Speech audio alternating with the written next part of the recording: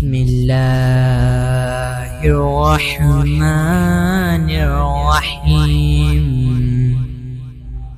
شروع اللہ کے نام سے جو بڑا مہربان نہایت رحم کرنے والا۔ Welcome to golden words. حضرت آدم علیہ السلام اور ہرنوں کا واقعہ بیان کیا جاتا ہے کہ جب حضرت آدم علیہ السلام زمین پر تشریف لائے تو زمین پر رہنے والے مختلف حیوانات ان کی زیارت اور سلام کے لیے حاضر ہوئے۔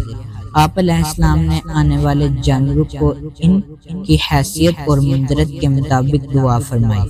ہرنوں کا ایک گول جب آدم علیہ السلام کو سلام کے لیے ان کے پاس آیا تو حضرت آدم علیہ السلام نے ان کی پشت پر شفقت سے ہاتھ پھیرا اور ان کے حق میں دعا فرمائی، جس کے نتیجے میں حق تعالیٰ نے انہیں نافع مشک عطا فرمایا۔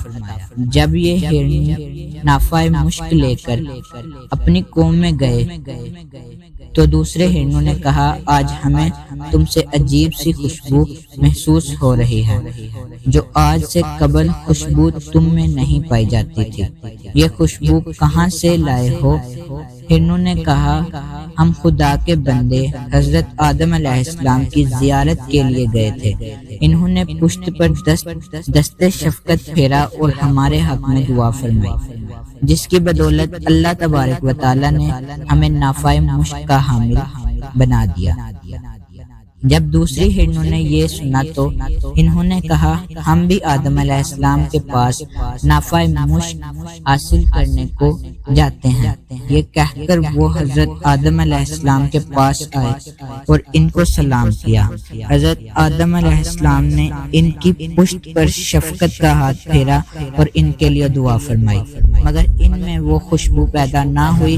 انہوں نے واپس آ کر ہرنوں کی پہلی ٹولی سے کہا، ہم نے بھی آدم علیہ السلام کی زیارت کی، انہوں نے ہماری پشت پر دست شفقت پھیرا اور دعا بھی کی، مگر ہمارے اندر وہ خوشبو پیدا نہیں ہوئی جو تمہارے اندر ہے۔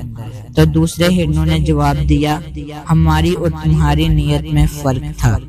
تم نے حضرت آدم علیہ السلام کی زیارت کو خلوص نیت سے انجام نہیں دیا، بلکہ تمہاری نیت یہ تھی کہ پروردگار تم کو بھی نافع مشک عطا کرے، اس لیے تم محروم رہے اور ہماری نیت خالص تھی، لہٰذا حق تعالیٰ نے ہمیں اس خوشبو سے نوازا اور یہ خوشبو قیامت تک ان کی نسلوں میں باقی اور قائم رہے گی۔ بس جو بھی اپنے عمل کو خلوص نیت سے اللہ کے لیے انجام دے گا تو اس کے آثار اور برکت اس کے لیے اور اسی طرح اس کے لواحقین کے لیے روز قیامت تک قائم رہیں گی۔